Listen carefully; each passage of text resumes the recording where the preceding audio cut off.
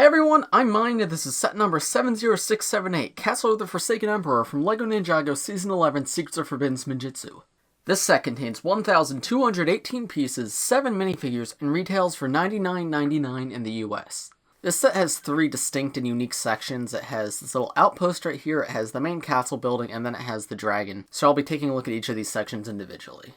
And we'll start with the biggest part of this build, the main castle. I go back and forth on this, because honestly, I'm not sure if I like it or dislike it. This is a color scheme unlike anything we've seen in Ninjago before, and I really love it for that. For years, I've been asking for like an ice wave of Ninjago, and we sort of got it with Secrets of Forbidden Ninjutsu. Obviously, only one half of the wave was ice, but this, in terms of like color scheme, is everything I could have wanted. I love the whites and the trans blue. The trans blue is what really does it for me in terms of the aesthetics, but then like this bright blue down here, these like trans blue flag pieces, and then I like the touches of red that indicate the original color of the castle, and it matches the red on some of the Ice Samurai's uniforms. It does have a bit too much black and gray for my liking, like this part down here is gray, and then you have a lot of black here and here, but it's not the biggest deal, and I still think like the white and the trans blue is like the most prominent color, so that doesn't bother me all too much. However, my main complaint with this is that it's very much a facade. Like, these individual buildings are so thin, and then if you go into the inside, there is not really much interior. You only have 4 like distinct separate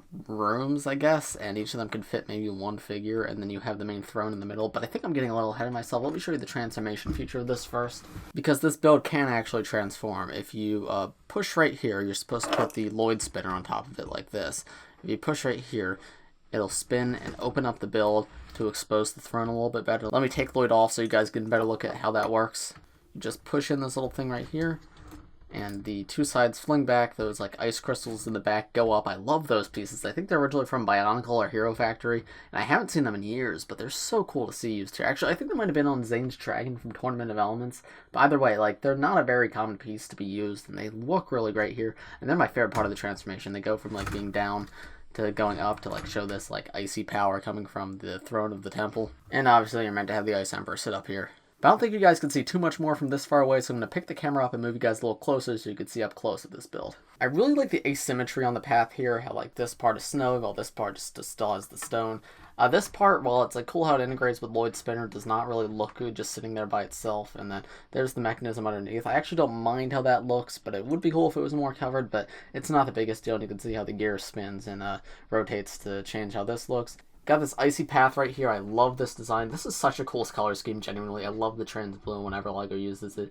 And then you have like some snow-covered steps all the way up to the Ice Emperor's throne. I feel like this area could have had a little more like dimension to it, because it is all very thin. Like, that's only the stairs are only 2 studs wide, and the base is only 6 studs wide. It was like a much bigger area in the show, and while obviously I don't expect it to be as big on the set, I would still like it to be a little bit bigger, so you could pose more than just like, I guess you have the Ice Emperor up there, and then you can have maybe Vex sitting at the base of the stairs like this, like guarding him, sort of like you did in the show. But even then, like, this isn't like that much room, right? I wish, yeah, I just wish there was more room here. Like, if this was 8 or 10 studs wide, that would be really cool. But as it is, it's just okay. Going back into those individual rooms that I showed you before, here is the bottom left one. As you can see, there's a portrait of Vex on the wall. It's kind of hard to see, and it's equally as hard to see in person as on camera because it is like very blocked. There's a little crate with weapons here, and then there's this pillar in the middle.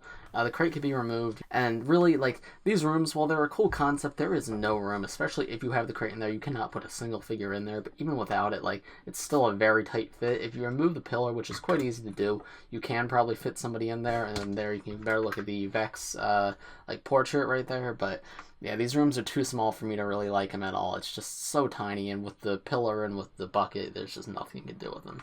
That bucket, though, as you can see, has 4 different accessories. You have this little shield with like a stickered little Ice Samurai design on it. You just have a standard blue katana. You have a shovel, I guess, for you to shovel the snow. I think that's pretty funny, and that's a nice piece to get here. And then you have like this more standard, like, regular sword. But yeah, as I said, there's that portrait of Vex. There's a couple studs to pose figures if you remove everything, but again, that's not very much. And that's about it for this room. Here's the room on the other side. As you can see, it's quite similar. It has a pillar in the middle, a little crate right here, and then a portrait in the back. This time it's a portrait of the Ice Emperor instead of a portrait of Vex, and once again, it's very blocked and hard to see. And as you can see, like, there's no place to put figures in there if you have the crate and pillar in there. So let's remove the crate first and then the pillar. Here's the crate removed. As you can see, this one's a little sillier. It comes with a hockey stick, hockey puck, and 2 ice skates, and I think that's really funny so that you could have like a character play ice hockey. Obviously, that's not like tied into anything lore-wise in Ninjago, but it's just a joke on the fact that this is an ice area and you can play ice hockey. These are just fun accessories to get. I'm very happy to have them. Actually, looking right here, it looks like that shield was not meant to be in the bucket, which would make sense why it can't fit in. It's supposed to go right there. But yeah, this pillar you can remove too quite easily. It's not supposed to be removed, but if you want to like actually be able to pose any figures in there, you kind of have to remove it. And there's a better look at that portrait of the Ice Emperor. That's a pretty cool sticker. They're both stickers, which I don't think I mentioned, but they both look quite good. I really, really like that. That's quite cool looking. So yeah, that shield from earlier was not supposed to go in the bucket. It was supposed to go in this technical right here. That's my bad. It must have been knocked out, but there is how it's supposed to look. Moving up to the other 2 rooms, here's the top left. There's just a little jumper plate to hold a figure, and then this little spear, which I guess you're supposed to like shoot out of the window here. And on the other side, pretty much the same thing, but instead of a spear, it has the little like bowcaster from Star Wars. And from the outside, you can see there is a figure standing on the jumper plate right there, and you can have them like manning the spear or the bowcaster.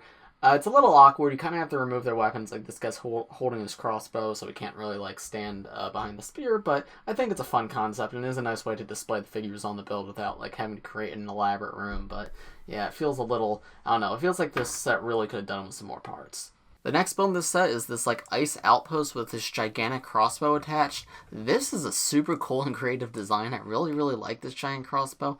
However, I think it's a bit weird that this is just sort of its own thing. I think it would have been better if these parts were incorporated into the main like ice temple build instead of being its own thing, because the ice temple, as I explained, feels a little like, I don't know, like they were low on parts. So having this build off for the sides is a bit weird to me. They could put this like up on one of the posts on the sides. I think would have been cool. But regardless, this is a super cool design. It uses spring-loaded shooters in brown, which is a relatively uncommon color for them. Like it's not a transparent color, it's a solid brown, and it's got this really cool bow shape, which looks really good. Like they did a very good job of designing that. And obviously you could push down and have it shoot out. I'm not going to do that right now, but I'm sure you guys know how spring-loaded shooters work. And then down at the bottom here, we've just got some detailing to make it look like icy and snowy. I really like the trans blue. The trans blue big ugly rock piece got like a little snow icicle coming down, quite cool looking. These pieces in trans blue, which are quite cool, and then you have a windshield piece in trans blue, which is actually kind of cool. So you may see this little Technic piece on the side, and that's for you to push right here and open up this area. And the point of that is for you to put a figure inside. So let's say Akita, she can go right here. You can close this back up, and then Akita is trapped in the ice. I think that's a super fun idea. I always like the idea of like ice characters being able to freeze people in ice, and while this isn't exactly that, I really like that they have this sort of functionality here, and it is sort of reminiscent of the show because there is characters who are frozen in ice. Obviously they're not frozen in like this elaborate sort of build, but this is a cool way to translate that, and I think that's a really fun feature. And there's also this little sword right here if you want to use that. That's just a standard sword in black, which is a relatively uncommon color for it. Or actually no, it's not black. I think that's gunmetal gray, but either way, it's a color I don't see it in often, and it's quite cool to get. Then obviously if you want to free Akita, you can turn this again, and it opens up, and you can take her out. And then for the final build in the set, we have Boreal the Ice Dragon. This is a really, really nice dragon design, actually. Like, this is one of the better ones in recent years, which is surprising, because, like, this set isn't called, like, Boreal the Ice Dragon. This is called the Castle of the Forsaken Emperor, so you wouldn't expect the dragon to be, like, that great in the set, but it's generally maybe the best part of the set. But I think he's also part of the reason the build isn't that great, because a lot of the budget went into designing this guy. He's got these like plastic wings that are trans light blue, and the light really shines through them real cool, and it's a great design. I like this printed eyepiece. This was reused from the Legacy Ultra Dragon, but it works really well here, and you can see he's got like this little beard bit, and you can open his mouth up and close to give him some expression. He's got 2 neck joints in addition to his head, so you can give him all sorts of expression, so that's pretty cool. He only has 2 legs, which does make him slightly unstable. You might see him falling over a lot in this review. He's not like, if you want to display him, he won't fall over. You just have to get him in the right position, because if you mess with his head, obviously the legs will become unstable. He's not as stable as, say, a 4-legged dragon, but in terms of 2-legged dragons, he's fairly good in terms of stability. These wings are huge. Like, these are massive wings, but I really, really like them. You can see they're like very jagged to like represent ice, and then they've got like little diamond shaped holes in them here, here, and here, And yeah, it's just a super cool design. I love like the trans blue cones coming out and then like the elemental blade pieces coming off to give it this icy look. He does feel like an ice dragon through and through, and like a lot of the time the LEGO dragons will just have the color of the element they're like meant to represent, but this guy definitely feels icy, and that's really cool. I also like the dark blue on him. That's an interesting color that's like not typically associated with ice, right? Ice is usually white and light blue and like trans blue, so seeing like that dark blue there gives him a really cool look. That like normal blue right there, that's supposed to be a little more hidden than it is, I think, because that's kind of ugly. It feels very out of place with all the other colors here. The legs only have body joints and foot joints, no knees, but I mean, who would expect a dragon to have knees? That's okay. Like, there's enough joints here, and it's plenty to like get him in different positions. The body uses trans blue, which is really, really cool part usage. I really like that. And then the tail's the same kind of design they use for most of their dragons, with like each of the individual like mini ball joints representing a section of the tail. And you can move the back of it up and down right here, and then each individual part can be moved individually. And I was talking about earlier how this piece isn't used commonly, and here it is on the back of the dragon's tail, which is quite funny. But yeah, that works really well, and it definitely feels icy, like I was saying. This set, just like most of the Secrets of Forbidden Spinjitzu sets, comes with a Forbidden Spinjitzu spinner. This time it's for Lloyd. I actually really like the design of the spinner. I really like the little like sparkles within the green, and then the gold fits Lloyd in terms of his color scheme. But this works just like all the other spinners, where you can spin Lloyd and the entire spinner will spin. It does spin a bit better when I'm not just using one hand, obviously, because I've got one hand behind the camera. It's a bit difficult to do. But these are definitely really fun, and I'm glad it's included here. So here are the first three figures included in this set. The good guys, we have Secrets of Forbidden Spinjitzu Cole, we have Forbidden Spinjitzu Lloyd, and then we have Akita.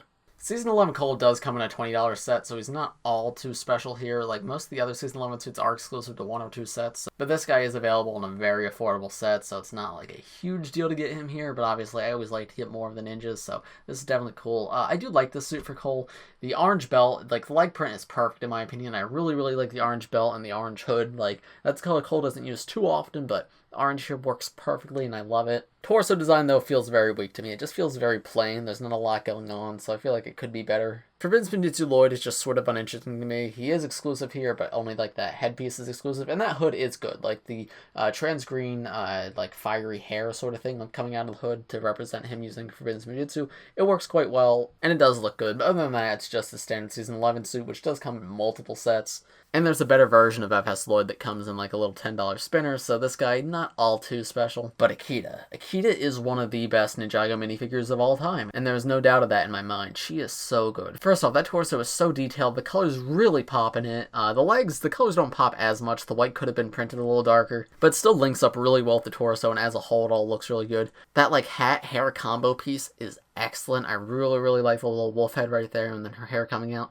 Her hair itself is a really unique design, but combined with the wolf head makes her look really cool. And then that face print, I love like the little whiskers on her, and then like she's got like little fanged teeth, and she's got like that angry face. I love it. But then the best part of her is this cape right here, this four-tailed cape. This looks so cool. It's so like intricate and like very like delicately cut, and it looks excellent. Like it makes this figure look so elegant. I love it. Here they are with accessories removed, and get a better look at all of their face prints. Lloyd and Cole, same faces they've had since the movie, nothing special there. But Akita, you can get a look at the eyebrows, and like you can really take in how excellent of a face print that is. She's full of like personality and expression, and it's very unique looking. Like this is a perfect figure in every way. And then turning them around, you can see their back torso prints and alternate faces. And once again, Akita, that alternate face is wonderful. This one is like this is a more like subtle sort of standard look where she's just sort of like, I don't know, not being very expressive. But once again, I think that's quite good. This is like an expression we don't get often on LEGO figures. It's usually just like smiling or angry. So I really, really like this here. And once again, like she's got like really nice design on her. I love the whiskers. I love the eyebrows. It's all very nice. And then flipping the cape up, there's the back of her torso, which is just as like elegantly designed as the front, but usually the cape's going to be covering it, and the cape is wonderful. So yeah, I love this figure. These guys are fine and fun, but this figure is excellent, and honestly is the main reason I got this set in the first place. Then we have the villain figures in this set. We have the Ice Emperor, General Vex, a Blizzard Archer, and a Blizzard Swordmaster, according to LEGO.com. I don't know what a Swordmaster is, but okay. The Ice Emperor is exclusive to this set unless you're in a country where the Ninjago magazine exists, and he is a wonderful figure. This is such a cool looking figure, especially if you have it like in the light like I do for this review. Like the way the light shines through the trans blue really gives it like a super unique and cool look on top of the white. He just seems very elegant and unlike any other minifigure I have, and yet he really just fits in with like the icy design of the temple, and he's just absolutely perfect. There's one major thing I would change with him, and that's like the mouth guard, because in the show he's got like a samurai mouth guard, and I really wish it was three-dimensional, similar to the Samurai X figures. Obviously, I understand why they couldn't, because this helmet isn't made to have like a mask connector on it, and they couldn't just make like 2 new helmet molds, because obviously that'd be expensive, but I don't know, I feel like it definitely would make the figure look better, because the printed mask is a little weird, but it's not a huge deal, and the figure still looks excellent without it. Vex I've talked about before, he's good, I like him. The gray is not as interesting as the red or the white, but he still looks good. I like the trans blue arm that he's got. And he is a very important character in Season 11, so obviously he is a good one to get. The Blizzard Archer is probably the most uninteresting of the Blizzard Samurai, because he doesn't have like one of these armor pieces, and he doesn't have like the tattered cape like this guy has, but I don't know, he's still good to get, and this is just a nice way to like expand your ice army if you want to. And then the Blizzard Swordmaster here is super cool. I really like this tattered cape, as I talked about. This cape's been around for years, but it doesn't come on a ton of figures, so I'm happy to get one here. And then the torso's nice, it's got the same torso as Vex with the blue arm, and then they all have the same leg print except for the Ice Emperor. And this guy has like a trans blue head, which is pretty cool. He's got like a similar face design to this guy, but it's on a trans blue head instead of on a solid like light blue head. So that's pretty unique, and I do like that. Here these guys are with accessories removed, so you get a better look at some of them. The Ice Emperor, there's a better look at his head. He uses a trans blue head as well, just like this guy. And I think it works well. It's a quite, like, again, a unique look, but I think with the white helmet behind him, it usually looks really, really cool, and it makes him look very ominous. Torso design is nice. I like how, like, the ice is sort of coming in and corrupting the armor on his torso. And again, the white, like, it really creates some contrast between him and the rest of them, and it really makes him feel like their leader, and that's awesome.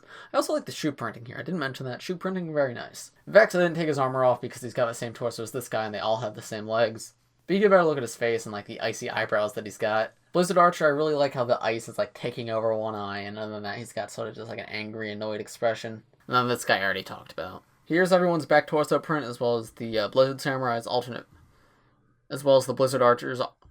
Here's everybody's back torso print, as well as the Blizzard Archer's alternate face. A couple interesting things. Ice Samurai, very good back torso print. Once again, that ice is like coming through and corrupting him. Very, very cool look. This guy's got a quite similar thing going on. It's just on top of red instead of on top of white, and just on top of white looks so much better. Like the blue is so much more vibrant and it really like pops. I do like the red here though. And then this guy has a ponytail printed on the back of his head, which is quite interesting. Reminds me of Sensei Wu, and he's got the hat like Wu, so that's a quite interesting connection. But there's like no connection to the show or anything, so I don't know why it's like that. But I do appreciate just like having some printing on the back of the head here. And then if we flip the cape up, there's what the back torso print looks like. It's a lot more like uniform than this guy is. Like this guy has like ice just coming from one side and like the other side is broken open. Well, this is a lot more uniform. It sort of feels more like a necklace than like ice corruption, but I think it still looks good. And then once again, that's the same back torso print as Vex. So overall, would I recommend this set? I'm not sure. It's not a bad set by any means. Like, I like that I have it, but of all like the big Ninjago sets out right now, like considering this alongside the Monastery and the Unagami Temple and the Skull Sorcerer's Dungeons and Destiny's Bounty, like out of all of these sets, I think this one's probably the weakest. Unagami Temple's not great either, but this one, I don't know. I feel like it doesn't know what it wants to be.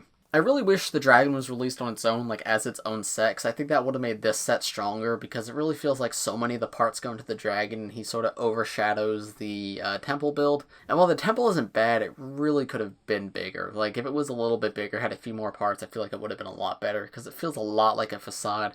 There's hardly any room to put figures, and like the throne room feels small. With a slightly higher budget, or if they cut the dragon out of this set, I really think the temple could have been amazing, but as it stands, it's just okay. Figure selection is excellent. There's some really good figures here. You get Akita, you get the Ice Emperor, both of which are exclusive unless you have the magazine in your country. You get Vex, you get 2 different like Ice Army characters. You get Cole, who is fairly common actually. FS Lloyd's exclusive here, so yeah, a lot of good figures. But for $100, like, I don't know, Skull Sorcerer's Dungeons is the same price, and that set feels like so much more substantive than this.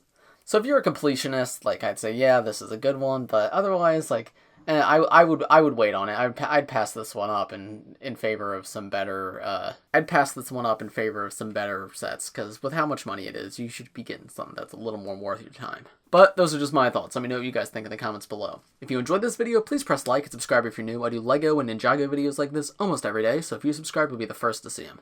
Thanks for watching, everybody. I'll see you in the next one. Bye.